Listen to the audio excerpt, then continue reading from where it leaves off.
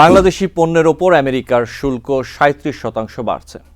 বিমস্টেক সম্মেলনের ফাঁকে প্রধান উপদেষ্টা ডক্টর মোহাম্মদ ইউনূস এবং ভারতের প্রধানমন্ত্রী নরেন্দ্র মোদীর বৈঠক, আগামী ২ বছরের জন্য বাংলাদেশের বিমস্টেকের চেয়ারের দায়িত্ব পাওয়া, প্রধান উপদেষ্টার চায়না সফর, এই বিষয়গুলোর নানা দিক নিয়ে আলোচনা করব। TVN24 নিউজ নেটওয়ার্কের নিয়মিত আয়োজন আলোচনায় বাংলাদেশের আজকের অনুষ্ঠানে আপনাদের স্বাগত জানাচ্ছি আমি আশফাক আহমেদ।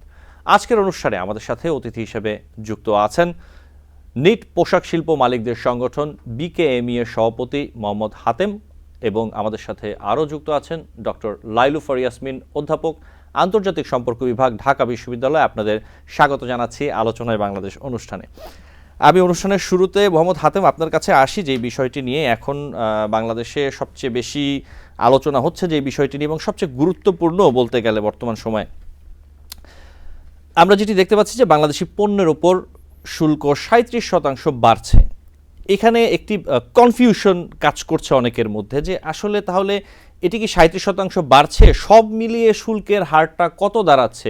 আমরা বিভিন্ন গণমাধ্যমে, বাংলাদেশের গণমাধ্যমে দেখতে পাচ্ছি যে ৫২% সব মিলিয়ে হচ্ছে, আবার অনেকে বলছেন যে না, এটা হয়তো বা ৩৭। এই জায়গাটা যদি একটু পরিষ্কার করতেন। দেখেন, ওখানে একটা কথা বলা আছে, ইন এডিশন, অর্থাৎ আগে যা ছিল তা বহাল থাকবে, সাথে 37%টা যোগ হবে। অর্থাৎ আমাদের পোশাক শিল্পের জন্য ১৫ বা ১৫.৫ যেটা ছিল তার সাথে ৫২ যোগ হলে, এটা 37 যোগ হলে পরে ৫২ উপরে গিয়ে দাঁড়াবে। আর একই সাথে ভিয়েতনাম, অন্যদের ক্ষেত্রে তাই ঘটবে, চায়না, ভিয়েতনাম, কম্বোডিয়া সবার ক্ষেত্রে তাই ঘটবে। তো এখানে এটা অনেকে যেটা কনফিউশন করছে বলছেন, এটা কনফিউশনটা এটা কিন্তু ক্লিয়ার, ইন এডিশন কথাটা বলা আছে। এটা কি শুধু পোশাক শিল্পের জন্যই বলছেন নাকি বাকি যেগুলো আছে সবকিছুর সাথে?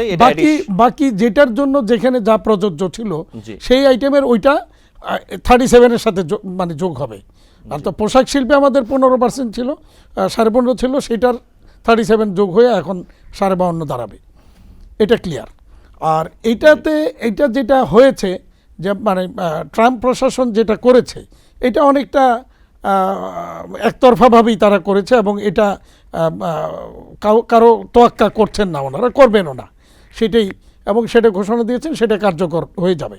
তো সমস্যাটা হচ্ছে যে এটা কিভাবে করলো, 37টা কোত্থেকে আসলো? তো 37টা আমরা অনেক অ্যানালাইসিস করে দেখেছি, মানে বিভিন্ন রকমের কনফিউশন ছিল, বাট ফাইনালি যেটা আমরা দেখেছি সেখানে ওনারা বাংলাদেশের টোটাল টেরিফ স্ট্রাকচারটাকে নিয়ে অ্যানালাইসিস করেছে, সাথে বাংলাদেশের সাথে যে ট্রেড ডিফিসিট যেটা আছে এটাকেও যোগ করেছে, করে এটাকে একটা পার্সেন্টেজ দাঁড় করিয়েছে 74, তার 50% আমাদের উপরে ইম্পোজ করা হয়েছে। তো এখানে এটাকে তাহলে কি আমরা, কিন্তু বাস্তব চিত্রটা তো আসলে এরকম না, যদি আমি বলি। হ্যাঁ, যেমন আমি সেই জায়গাটা বলছি, যেমন ইউএস এর গত বছর 2024-এ টোটাল বাংলাদেশ ইম্পোর্ট করেছে ইউএস থেকে 2.2, অর্থাৎ 2.2 বিলিয়ন, অর্থাৎ $2,200 মিলিয়ন। তার মধ্যে 550-র মতো যেটা এনেছে সেটা এই কপার বা আরও কি এই ধাতব কিছু পদার্থ, যেটা $550 মিলিয়ন, সেটা কিন্তু 10% ডিউটিতে বাংলাদেশে ঢুকেছে। দ্বিতীয় অবস্থানে আছে আপনার সয়াবিন, যেটা $350 মিলিয়ন, সেটাও জিরো ট্যারিফে বাংলাদেশে ঢুকেছে। চতুর্থ $250 মিলিয়ন, সেটা কটন, এবং ইউএস কটনের সবচেয়ে বড় ইউজার কিন্তু বাংলাদেশ, তো সেখানে সেটাও কিন্তু ডিউটি ফ্রি ঢুকেছে। চতুর্থ তো হচ্ছে অ্যালকোহল, এরপর অন্যান্য আইটেম ঢুকেছে। তো এখন প্রশ্ন হচ্ছে যে যেহেতু আমাদের দেশে তার পণ্য ঢুকেছে ডিউটি ফ্রি বা মাত্র 10% ডিউটিতে, এই জায়গাটা আমাদের জন্য কিন্তু একটা নেগোসিয়েশনের একটা জায়গা। আমরা যদি তাদেরকে বুঝাইতে সক্ষম হই যে দেখো, তোমার দেশের পণ্য আমার দেশে ডিউটি ফ্রি ঢুকছে ম্যাক্সিমামগুলি, তো আমাদেরকে অন্তত একটা আইটেমে আমাদেরকে তুমি ডিউটি ফ্রি অ্যাক্সেসটা দাও, সেটা হয়তো আমরা বলতে পারি যে আমাদের পোশাক শিল্পে দাও, অন্য কোনোটার দরকার নেই। কিন্তু ফাইনালি তারা সেটাকে এগ্রি করবে না। যদি সেখানে এটা এগ্রি না করে, তাহলে দ্বিতীয় প্রস্তাবটা হতে পারে যে ঠিক আছে, তাহলে তুমি 37 যেটা ইম্পোজ করেছো নতুন করে, এইটা অন্তত একটা আইটেম পোশাক শিল্পের জন্য প্রত্যাহার করে দাও, অন্য আইটেমে বহাল থাকুক। তৃতীয়ত যেটা প্রস্তাবটা হতে পারে নেগোসিয়েশনের জন্য, সেটা হলো যে বাংলাদেশ যেহেতু তাদের কটনটা মেজর ইউজার বাংলাদেশ, তাহলে তাদের কটন বা তাদের র মেটেরিয়ালস দ্বারা তৈরি পণ্য ওই দেশে রপ্তানি হলে পরে সেখানে এটা ডিউটি ফ্রি অ্যাক্সেস পাওয়ার জন্য আমাদের সাথে একটা বাইলেটারাল প্রেফারেন্সিয়াল ট্রেড এগ্রিমেন্ট হতে পারে ইউএসের সাথে। যদি তিনটার যে কোনো একটা আমরা করতে পারি তাহলে বাংলাদেশ কিন্তু এখান থেকে একটা বড় ধরনের গেইন বা সুযোগ নেওয়ার কিন্তু অপরচুনিটি এখানে আছে কিন্তু। তো এখন প্রশ্ন হচ্ছে সেটা নেওয়ার জন্য আমাদেরকে সেই মানে শক্ত লবি বা নেগোসিয়েশনটা আমাদের স্ট্রংলি করতে হবে। এবং আমাদের বিশ্বাস যে ডক্টর মোহাম্মদ ইউনূস সাহেবের নেতৃত্বে বা তার টিম এটাকে তার যে ব্র্যান্ড ইমেজ এইটাকে কাজে লাগিয়ে অন্তত এখানে কোনো একটা নেগোসিয়েশন হওয়া সম্ভব। আর যদি সেটা হয় তাহলে লাভবান হবে সবচেয়ে বেশি পোশাক শিল্প, আর যদি না হয় তাহলে সবচেয়ে বেশি ক্ষতিগ্রস্ত হবে পোশাক শিল্প। জি, এই যেই কথাটি বলছেন যে পোশাক শিল্পের ক্ষতিগ্রস্ত হওয়ার যে আশঙ্কার কথাটি, ধরে নিলাম গভর্নমেন্ট টু গভর্নমেন্ট নেগোসিয়েশন হলো, সবকিছু একটা সময়ের ব্যাপার রয়েছে, কিন্তু এটা যদি ইমপ্লিমেন্ট হয়ে যায় এবং এই নেগোসিয়েশন হতে যদি আরো 2 মাস 4 মাস 6 মাস লাগে, কিন্তু এই যে সময়টা, এই সময়ে পোশাক শিল্পে আসলে কি ধরনের প্রভাব পড়বে? এবং বিভিন্ন জায়গায় যেটি দেখতে পাচ্ছি এবং শুনতে পাচ্ছি যে ছোট এবং মাঝারি পরিসরের যে গার্মেন্টসগুলো আছে তারা একটি বড় ধরনের ঝুঁকির মধ্যে পড়ে যেতে পারে। এই জায়গাটি আপনি কিভাবে দেখছেন? এবং সেটি মোকাবেলা করতে হলে, ধরে নিলাম যে এটি হলো না আরো 2 4 6 মাস অথবা 1 বছরের মধ্যে, ইট টেকস টাইম, সো সেই ক্ষেত্রে আসলে কি করবে, উপায়টা কি হতে পারে আপনাদের? এখানে আরো শঙ্কার জায়গাটা আপনি দেখেন, ভিয়েতনাম এবং কম্বোডিয়া কিন্তু গতকালই রেসপন্স করে ফেলেছে এবং করে একটা নেগোসিয়েশনের রাস্তায় কিন্তু তারা চলে গেছে অলরেডি। তো বাংলাদেশ সেই জায়গাটায় আমাদের বিশ্বাস যে আমরা বাংলাদেশও খুব প্রম্পটলি সরকার, বিশেষ করে প্রধান উপদেষ্টার দপ্তর এটাকে খুব সিরিয়াসলি নিয়েছে এবং আজকেও মিটিং তারা করছেন, হয়তোবা একটা উদ্যোগ ইমিডিয়েটলি আমাদের দিক থেকেও যাবে। তো এটা যত দ্রুত সম্ভব ততই এটা আমাদের জন্য মঙ্গলজনক হবে। দ্বিতীয়ত হলো যে আপনি যদি এখানে দেখেন যে আমাদের শঙ্কার জায়গাটা আরও কিন্তু কিছু বেশ ভালো শঙ্কার জায়গা আছে। সেটা হলো এই মুহূর্তে আমরা কিন্তু প্রতি মাসে প্রায় 0.8 বিলিয়ন মানে 800 মিলিয়নের উপরে বাংলাদেশের পোশাক শিল্পের রপ্তানি কিন্তু আমেরিকাতে হচ্ছে প্রতি মাসে। তো সেইটা এর মধ্যে তো আমাদের হাতে তো এরকম $800 মিলিয়ন 800 বা 3 মাস 4 মাসের অর্ডার আমাদের হাতে আছে। তার মানে আপনি 2-3 বিলিয়নের অর্ডার কিন্তু আমাদের হাতে আছে। তো যদি বায়াররা যদি এখন বলে বসে যে এই পরিস্থিতিতে তোমরা মালগুলি স্থগিত রাখো, আমরা এখন আপাতত দেখি কি হয়, এরপরে সিদ্ধান্ত নেব, তাহলে কিন্তু এটা বিরাট ধরনের একটা ডিজাস্টার এই পোশাক শিল্পের জন্য ঘটে যাবে। এরপরে যেই মালগুলি বর্তমানে on the way to USA বা সিতে আছে, শিপে আছে বা বন্দরে ভিড়বে হয়তো সামনে গিয়া, যেহেতু 9 তারিখ থেকে কার্যকর হবে, সেখানেও যদি এটা ইমপ্লিমেন্ট হবে কিনা বিষয়গুলি কোনোটাই এখনও ক্লিয়ার না। বায়ারদের সাথে আমরা কথা বলেছি ইউএসএতে, তারাও বিষয়টা ক্লিয়ার না। তার ইমিডিয়েটলি আরও যে ক্ষতিটা আমাদের এখনই হবে সেটা হলো এই মুহূর্তে যে অর্ডারগুলি আমাদের প্লেস হচ্ছিল যে সামনের দিনগুলির জন্য, সেইগুলি কিন্তু স্থগিত করে ফেলেছে। যা আপাতত থামো, একটু দেখি পরিস্থিতি কোন দিকে যায়, এরপরে সিদ্ধান্ত হবে।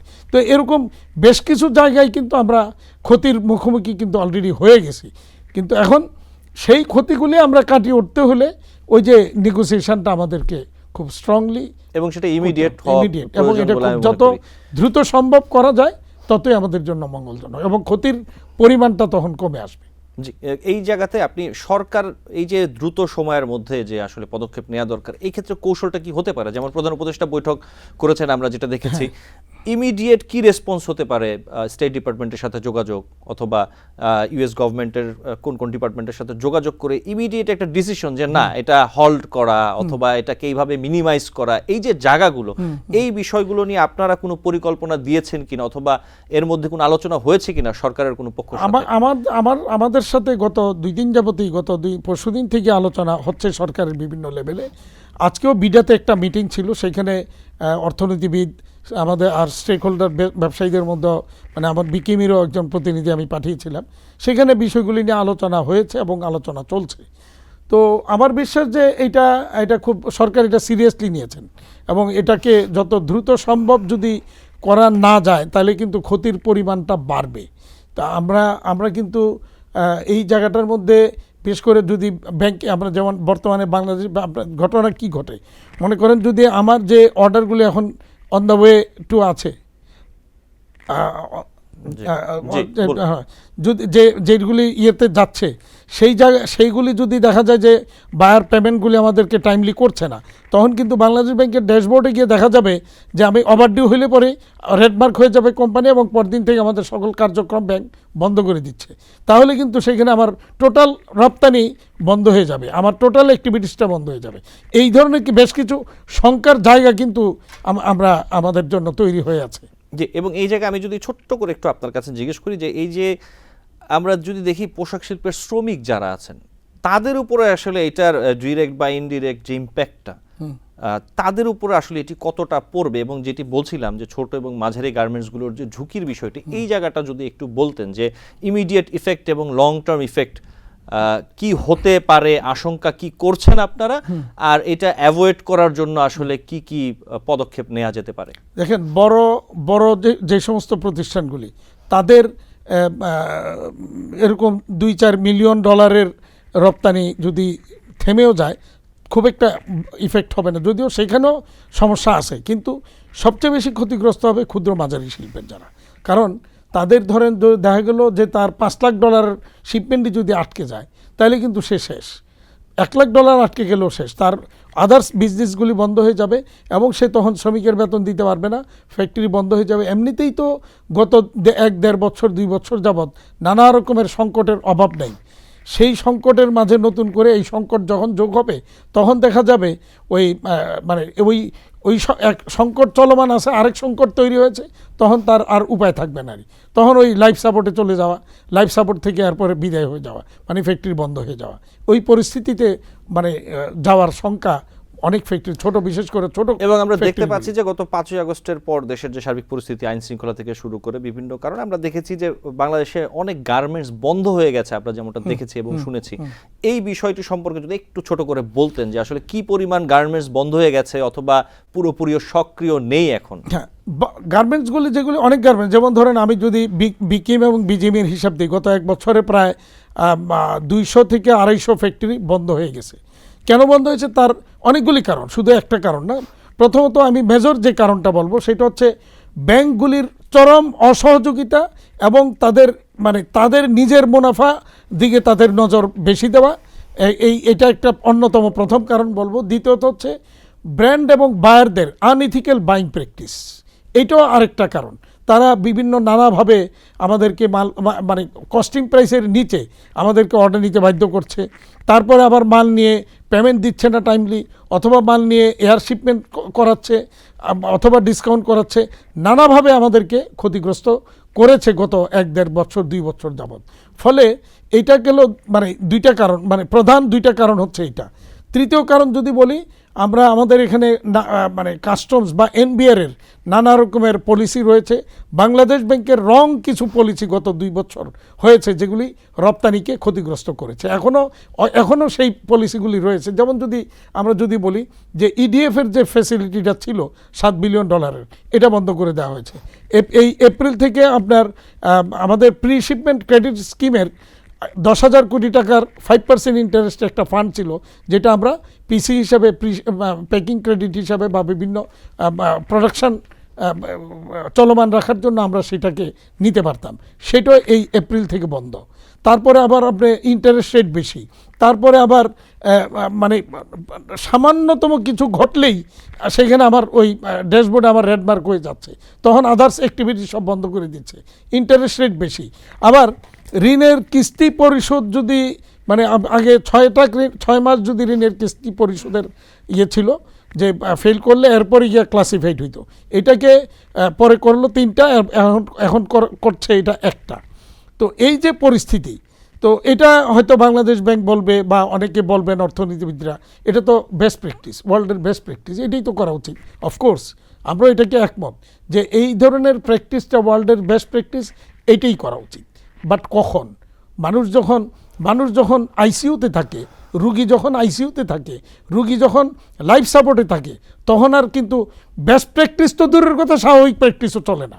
তো বাংলাদেশের ইন্ডাস্ট্রি অনেকেই বর্তমানে আইসিইউতেই আছে, সুতরাং সেখান থেকে বেস্ট প্র্যাকটিস করা কোনোভাবেই সম্ভব না, স্বাভাবিক প্র্যাকটিসও সম্ভব না। তখন তাদেরকে প্রপার ট্রিটমেন্ট দিয়ে তাদেরকে আগে বাঁচিয়ে রাখতে হবে, এরপরে গিয়ে বেস্ট প্র্যাকটিসের সময় হবে।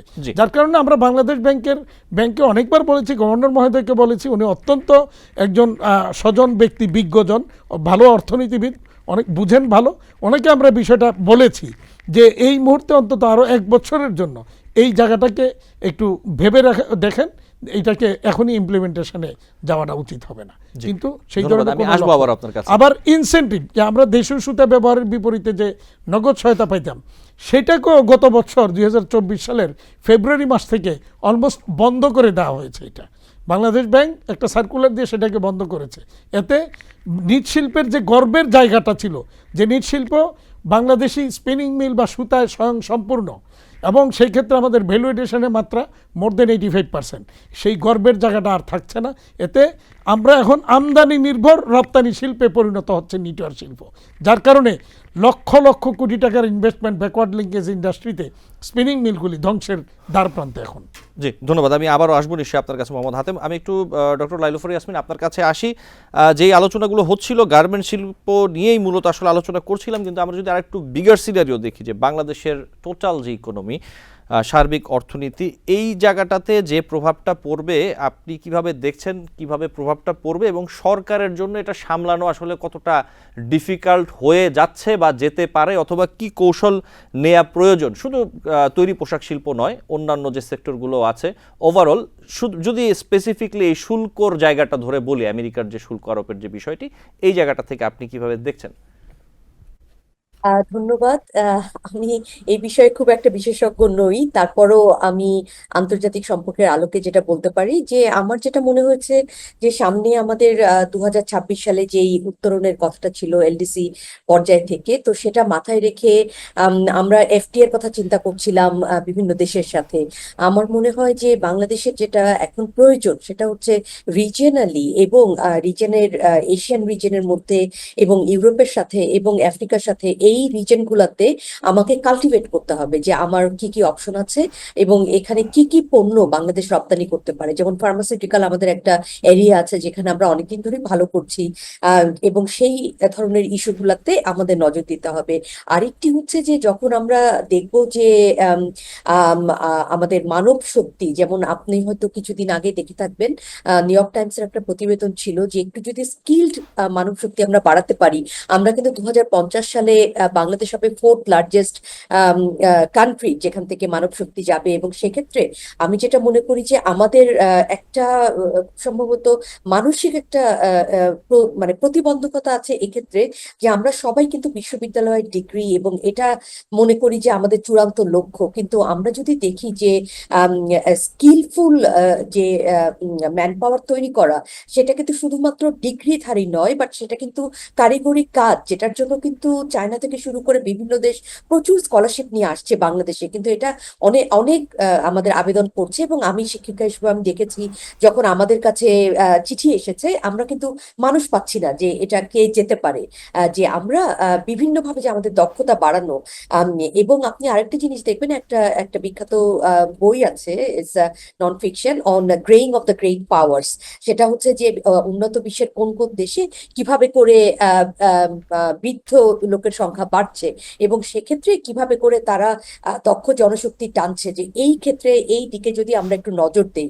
কারণ ট্যারিফের যে ইস্যুটা, সেটাকে আমার আগের বক্তব্য খুব সুন্দরভাবে বলেছেন ইকোনমিক থিওরি গুলা টেনে, যে আমাদেরকে এটা এখনই নেগোসিয়েশনে যেতে হবে এবং এটা শর্ট টার্ম আমরা আঘাত পাচ্ছি এবং লং টার্ম আমাদের চিন্তা করতে হবে এবং আমাদেরকে খুব দ্রুত নেগোসিয়েশনে যেতে হবে।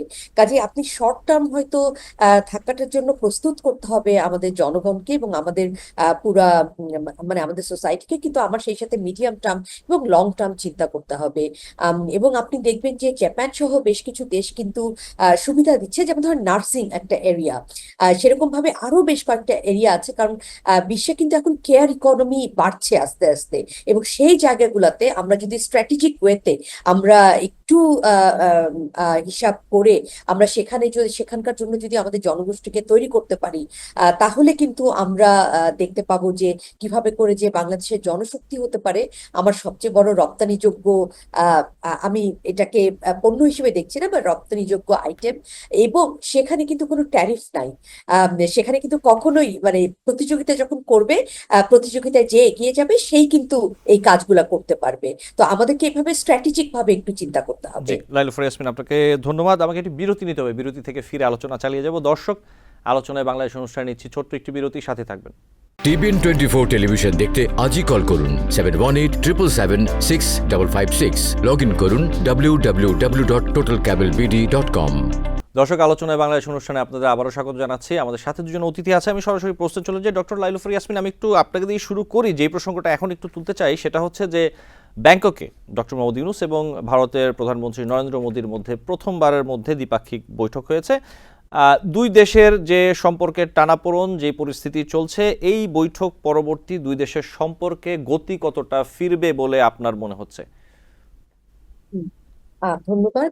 যেটা হচ্ছে কি যে আমরা গত সেপ্টেম্বর থেকে কিন্তু আমরা চাচ্ছিলাম যে ভারতের সর্বোচ্চ পর্যায়ে একটি মিটিং করবার, এবং সেই মিটিং এর মাধ্যমে যেটা উদ্দেশ্য ছিল যে বাংলাদেশ সম্পর্কে যে ধরনের অপপ্রচার এবং বাংলাদেশের ডোমেস্টিক সিনারিওতে এক্স্যাক্টলি কি হয়েছে সেটা সম্পর্কে যাতে সঠিক ইনফরমেশনটা পৌঁছানো যায়।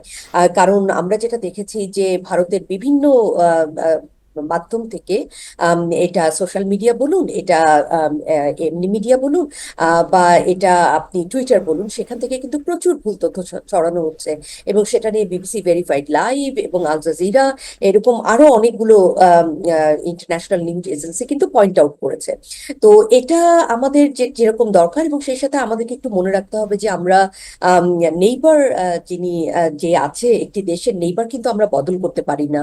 এবং ভারতের সাথে আমরা 1/5 ওয়ার্ল্ডের 1/5 লার্জেস্ট ল্যান্ড বর্ডার শেয়ার করি। এবং সেই জন্য আমি মনে করি যে আমাদের সম্পর্কে আসলে ভারতকে বোঝানো এবং ভারতকে বার্তা দেওয়া এটা খুবই দরকার ছিল।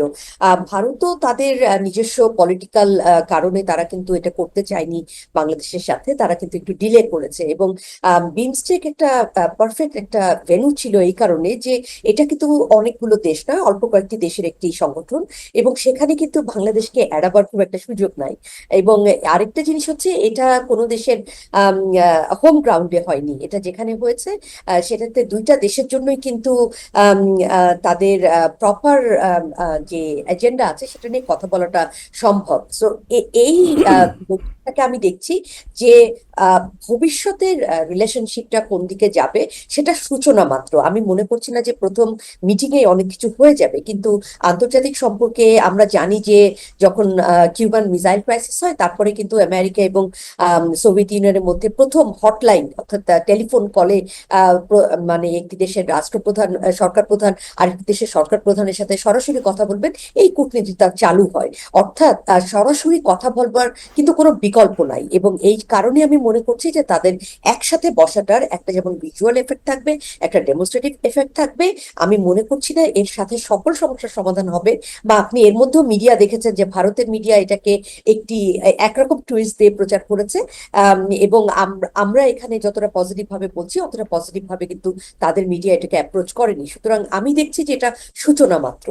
জি, এবং আমি একই সাথে আপনার কাছে আরেকটি প্রশ্ন রাখি, খুব সংক্ষেপে যদি একটু বলতেন যে প্রধান উপদেষ্টার যে চায়না সফর, এই চায়না সফরে আমরা যেটি দেখলাম সেখানে একটি চুক্তি 8টি সমঝোতা স্মারক সই হয়েছে, এবং বাদবাকি যে অ্যাক্টিভিটিস সবকিছু মিলিয়ে যদি ডিপ্লোম্যাটিক জায়গা থেকে আপনি বলেন যে বাংলাদেশের অর্জন কতটা, এই যে বিমস্টেক, থাইল্যান্ডে, চায়না এবং ভারতের প্রধানমন্ত্রীর সাথে যে বৈঠক, টোটালটা মিলিয়ে আপনার কি মনে হচ্ছে অন্তর্বর্তী সরকার এই স্বল্প সময়ে, যদি বিগত কিছুদিনের কথা বলি, ডিপ্লোম্যাটিক অ্যাচিভমেন্টটা আসলে আপনি কিভাবে দেখছেন, কতটা?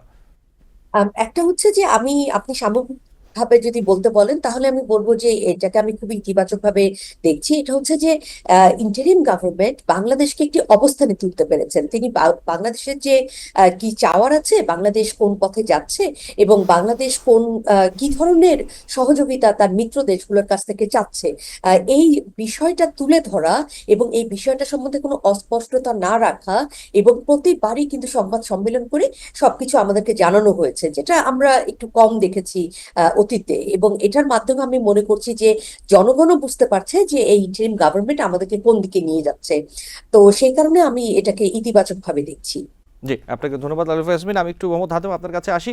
যে বিষয়গুলো নিয়ে আলোচনা করছিলাম, এই যে প্রধান উপদেষ্টার বিমস্টেকের সম্মেলনে অংশগ্রহণ, বাংলাদেশ বিমস্টেকের পরবর্তী 2 বছরের জন্য চেয়ার দায়িত্ব নেয়া, তারপর আপনার চায়না সফর এবং ভারতের প্রধানমন্ত্রী নরেন্দ্র মোদীর সাথে বৈঠক, সবকিছু মিলিয়ে যদি সার্বিকভাবে আমরা জিনিসটা দেখি, বাণিজ্যিক জায়গা থেকে, বাংলাদেশের ট্রেডের জায়গা থেকে আপনি বিষয়টা কিভাবে দেখেন? এটা কতটা পজিটিভ? এবং যে আলাপ আলোচনা হয়েছে, কিছু প্রতিশ্রুতি, কিছু সমঝোতা, কিছু চুক্তি, সবকিছু মিলিয়ে লং রানে এই বিষয়গুলো কতটা সহযোগিতা করবে, আপনি কি বলবেন? দেখেন, একটা জিনিস আমি যদি চায়নার ভিজিটটা বলি, দেখেন আমরা যদি লক্ষ্য করি, বাংলাদেশের ইতিহাসে তো বটেই, বিশ্বের কোনো দেশের সরকার প্রধানকে এইভাবে বিমান পাঠিয়ে চায়না নিয়ে গেছে, এইটা খুব রেয়ার। কিন্তু তো সেই সম্মানটা কিন্তু আমাদেরকে দেওয়া হয়েছে, এবং আমরা এই কারণেই অনেকটাই আশাবাদী যে সেখান থেকে যে ধরনের আলাপ আলোচনা বা যেই রকমের বিষয়গুলি নিয়ে চায়নার সাথে আগাচ্ছে, আমরা খুব আশাবাদী যে বাংলাদেশের জন্য বেশ কিছু দুয়ার খুলে যাবে। দ্বিতীয়ত, বিমস্টেকের যে চেয়ারম্যানের যে দায়িত্বটা, যদিও এটা সাইক্লিক অর্ডারে মানে পাওয়া, হ্যাঁ এটা, বাট ঘটনাচক্রে কিন্তু এটা আমরা এমন সময় পেয়েছি যে আমাদের বিশ্ব নেতৃত্বে যার নেতৃবৃন্দের কাছে যার স্বীকৃতি বা যাকে অত্যন্ত জনপ্রিয় যিনি একজন ব্যক্তি, তিনি এই সময় বিমস্টেকের চেয়ারম্যানের দায়িত্বে গেলেন এবং যিনি বাংলাদেশের নেতৃত্ব দিচ্ছেন। এটা আমাদের জন্য একটা বিশাল পাওনা, এবং বিমস্টেক থেকেও নানাভাবে একজন যোগ্য নেতার হাতেই কিন্তু বিমস্টেকের চেয়ারম্যানের ইয়েটা গিয়েছে। তো সেখান থেকে অনেক কিছু আমাদের পাওয়ার প্রত্যাশা কিন্তু আমাদের রয়েছে। যদিও আমি অর্থনীতিবিদ না বা ওনার মতো আন্তর্জাতিক মানে ইন্টারন্যাশনাল রিলেশনের ওই জায়গা থেকে না, বাট ব্যবসায়ী হিসেবে আমরা যতটুকু দেখেছি, এবং বিশেষ করে মোদী সরকার ভারতের প্রধানমন্ত্রীর সাথে যে মিটিংটা হলো দেখলাম, সেখানেও অনেক মানে এটা একটা বিশাল সম্মানের জায়গা সেখানে আমাদের তৈরি হয়েছে বলে আমরা মানে আগের মতো আর বাংলাদেশকে ওই আন্ডারমাইন করে রাখার মতো সুযোগ আর নেই। এটা আমাদের বিশাল প্রাপ্তি বলে আমরা মনে করি। এবং বাণিজ্যিক জায়গাতে যদি বলি, ভারতের সাথে, চায়নার সাথে এবং অন্যান্য আঞ্চলিক যে বিষয়টি রয়েছে, এই অঞ্চলে কি বাংলাদেশের বাণিজ্যিক অবস্থানে উন্নতি বা পরিবর্তন দেখছেন কিনা আপনারা যখন ট্রেড নিয়ে আলোচনা করছেন? দেখেন যে আমাদের প্রধান উপদেষ্টা মহোদয় যেদিন প্যারিস থেকে সেই 8ই অগাস্ট বাংলাদেশে ফিরেন, বিমানবন্দর থেকেই তিনি কিন্তু একটা হুঁশিয়ারি দিয়েছিলেন যে বাংলাদেশকে নিয়ে যদি বেশি মানে ঘাটাঘাটি করা হয় তাহলে কিন্তু 7 সিস্টার শান্ত থাকবে না। ওই একটা বক্তব্যই কিন্তু ভারত বুঝে গিয়েছে যে না, এই ডক্টর মোহাম্মদ ইউনূস বা তার সরকারকে আর ছোট করে দেখার কোনো সুযোগ নেই। তো সুতরাং আমরা আমাদের অবস্থানটা অন্তত স্ট্রং হয়েছে এবং হচ্ছে, এইটাই আমাদের কাছে খুব ভালো লাগে। যে আমরা আশা করি ডক্টর মোহাম্মদ ইউনূসের নেতৃত্বে, আমি আপনার গত সেপ্টেম্বরে জাতিসংঘ অধিবেশনেও সেখানেও গিয়েছিলাম, সেখানেও দেখেছি বিশ্ব নেতৃবৃন্দ তার সাথে যে সম্পর্ক সেটা আমরা সেখানে দেখেছি, এবং তারা ঘোষণা দিয়েছেন তার পাশে থাকবেন। তো এটা সব কিছু মিলিয়ে আমরা মনে করি যে সামনের দিনগুলিতে আন্তর্জাতিক পর্যায়ে রাজনৈতিক যে সম্পর্ক আর বাণিজ্যিক যে সুবিধাগুলি, এগুলি ওনার মতো একজন নেতৃত্বের মাধ্যমে তার ব্র্যান্ড ইমেজকে কাজে লাগিয়ে কিছু আমাদের প্রেফারেন্সিয়াল ট্রেড এগ্রিমেন্ট, FTA, নানাভাবে আমরা কিন্তু সুযোগ সুবিধাগুলি নেওয়ার মতো একটা পরিবেশ তৈরি হতে পারে বা হয়ে আছে। মোহাম্মদ হাতেম, কিন্তু একটু আমি যদি তুলে ধরি, যেটি আমরা দেখতে পাচ্ছি যে যেমনটি বলছেন যে বিভিন্ন দেশ অথবা বিভিন্ন সংস্থা যেভাবে প্রতিশ্রুতি শুরু থেকে দিয়ে আসছে অন্তর্বর্তীকালীন সরকারকে, আমরা রিসেন্টলি যেটা দেখতে পাচ্ছি যে IMF সরকারকে একরকম চাপ দিচ্ছে। আমরা যে প্রতিবেদন দেখতে পাচ্ছি, বিজনেস স্ট্যান্ডার্ডের একটি প্রতিবেদন, বলা হচ্ছে 57,000 কোটি টাকার কর বাড়ানোর জন্য চাপ দিচ্ছে IMF, নাইলে পরবর্তী যে দুটি ঋণ ছাড়ার কথা রয়েছে, এই দুইটি চতুর্থ পঞ্চম কিস্তি দেরি হতে পারে। এদিকে ওয়ার্ল্ড ব্যাংক, ADB তারা বিভিন্ন সময় বলছে যে পাশে আছি আমরা, সংস্কারের জন্য এবং অন্যান্য কাজের জন্য, রাষ্ট্র গঠনের জন্য, পুনর্গঠনের জন্য আর্থিকভাবে সহায়তা করব, কিন্তু যতটা তারা বলেছেন অথবা সেইভাবে কিন্তু অর্থ আসেনি, আমরা দেখিনি। এই যে জায়গাটি, একটি হচ্ছে কূটনৈতিক শিষ্টাচার, আরেকটি হচ্ছে বাস্তবিক যে জায়গাটি, যেহেতু আমি যে জায়গাটিতে আসতে যাচ্ছি, বাণিজ্যিক যে জায়গাটি, বাংলাদেশের বাণিজ্য করার ট্রেডের যে জায়গাটি অন্যান্য রাষ্ট্রের সাথে, সেই জায়গাতে আসলে আপনি কতটা স্পষ্টতা দেখতে পাচ্ছেন? দেখেন আমরা বরাবরই বলে আসছি IMF এর প্রেসক্রিপশন দিয়ে বাংলাদেশ চলবে না, অতীতেও চলে নাই এবং বিশ্বের কোনো দেশে IMF এর প্রেসক্রিপশন মেনে ভালো কিছু হয়েছে এই ধরনের নজির কিন্তু নাই। এবং এখানেও যখন IMF এর নানা প্রেশার, আমরা কিন্তু এটার সমালোচনা ব্যবসায়ীদের মহল থেকে আমরা প্রতিনিয়তই কিন্তু তীব্র সমালোচনাই করে গেছি। এবং IMF এর প্রেসক্রিপশনটা কী হয় যে তাদের ওই প্রেসক্রিপশনটাই উপরে IMF কেটে বাংলাদেশ ব্যাংক বসাই দিয়ে এটা সার্কুলেট করে, এটা কোনোভাবেই কাম্য নয়।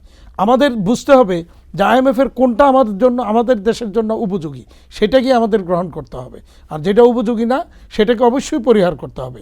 এবং পরিহার করার মতো সেই, যদিও অর্থনৈতিকভাবে কিছুটা দুর্বল অবস্থান থেকে আমাদের শক্তিটা কম, তারপরও বর্তমান সরকারের জন্য এগুলিকে আমলে না নেওয়ার মতো যথেষ্ট কারণ বা ক্ষমতা আমি মনে করি আছে।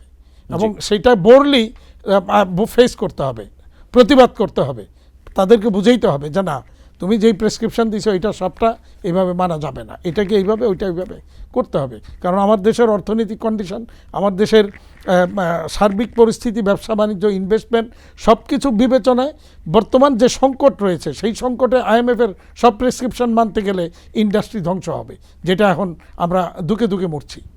জি, আপনাকে ধন্যবাদ। আমি আবার আসবো নিশ্চয় সময় পেলে। লাইলুফুল ইয়াসমিন, একটু আপনার কাছে আসি যে বিষয়টি নিয়ে, যে ট্যারিফের কথা বলছিলাম, ইউএসএ যে ট্যারিফ নতুন করে ইম্পোজ করেছে, অন্যান্য যে পলিসি, ফরেন পলিসি, G2 যে গভর্নমেন্ট টু গভর্নমেন্ট যে ফরেন পলিসি, অন্যান্য আরও বিভিন্ন ডিপ্লোম্যাটিক যে বিষয়গুলো আছে, সেগুলোর উপরেও আসলে কতটা প্রভাব পড়বে আপনি ধারণা করছেন, অথবা আপনার কাছে মনে হচ্ছে যে বাংলাদেশ আমেরিকার অন্যান্য যে ডিপ্লোম্যাটিক বিষয়গুলো আছে সেই জায়গাতে কতটা প্রভাব ফেলবে?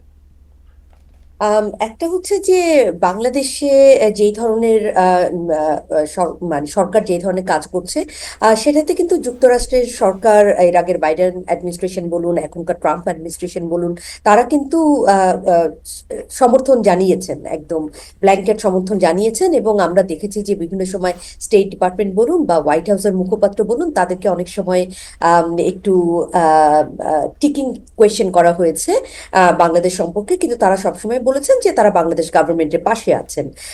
সেক্ষেত্রে আমি মনে করছি যে আসলে ইকোনমিক রিলেশনশিপ কিন্তু অনেকটাই নির্ধারিত হয় পলিটিক্যাল রিলেশনশিপের মাত্রা দিয়ে, এবং সেই কারণে এই শুল্ক আরোপটা আমার কাছে খুব অবাক লেগেছে। কারণ পলিটিক্স এবং ইকোনমিক্স দুটো কিন্তু একসাথে করে বাঁধা।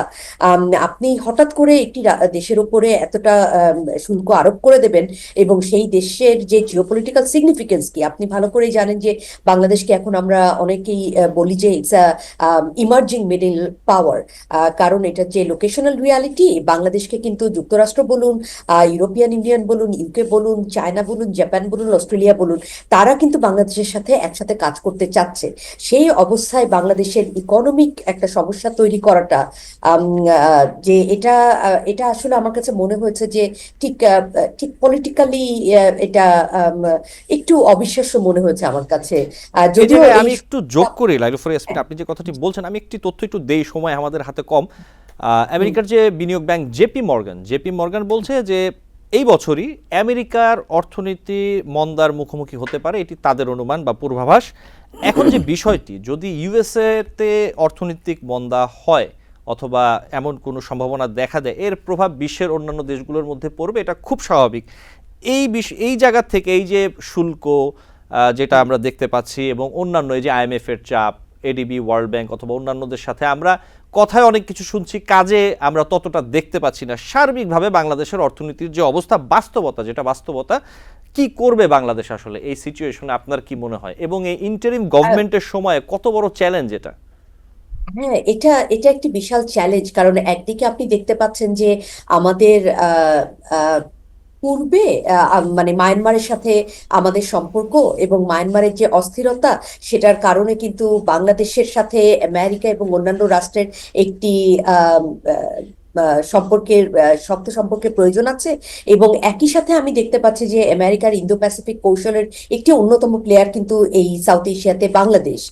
তো সেই বিষয়গুলো যখন আমি মাথায় রাখি, তখন যখন আমি আবার ফিনান্সিয়াল একটা চ্যালেঞ্জের মুখোমুখি পড়ছি, এবং শুধুমাত্র জেপি মর্গান নয়, আপনি দেখে থাকবেন যে আজকে কিন্তু সকল মানে আমেরিকার যেভাবে করে ধস নেমেছে, এবং তাদের অ্যাপেল থেকে শুরু করে সকল বড় বড় কোম্পানি তাদের শেয়ার লুজ করেছে। করেছে। তো সেটা কতদিন আমেরিকা সাস্টেন করতে পারবে?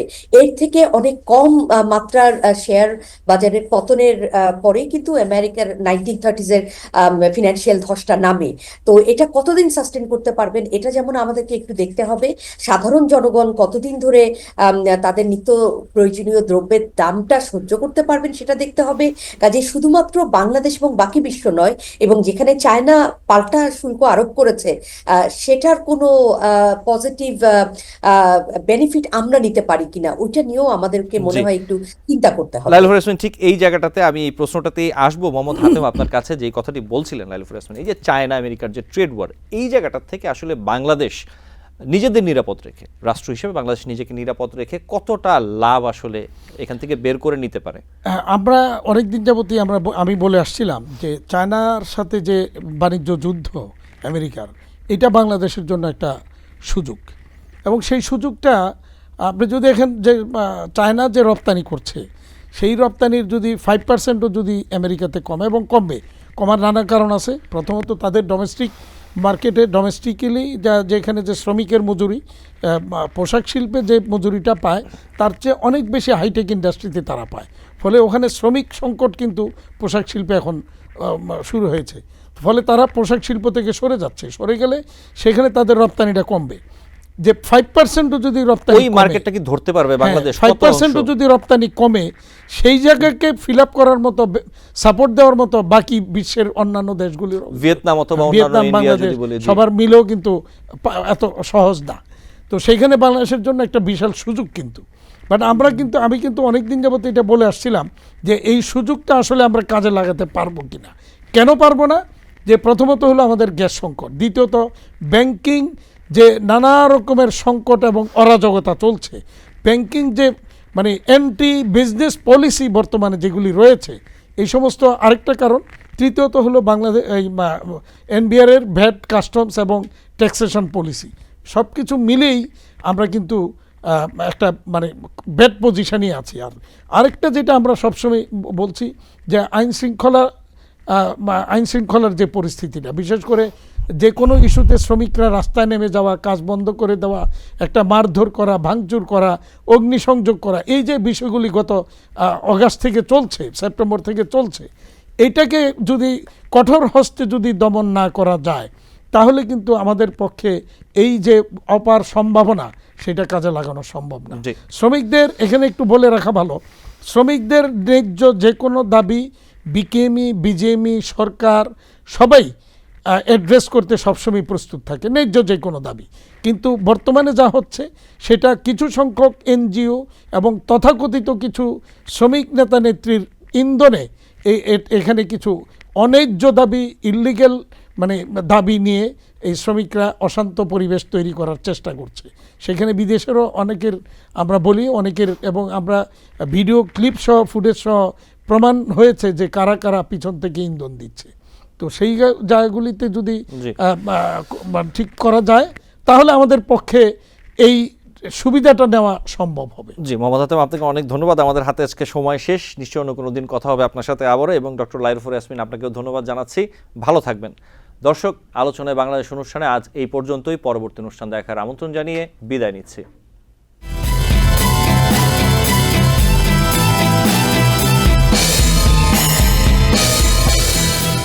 TBN 24 টেলিভিশন দেখতে আজই কল করুন 7187776556। লগ ইন করুন www.totalcablebd.com।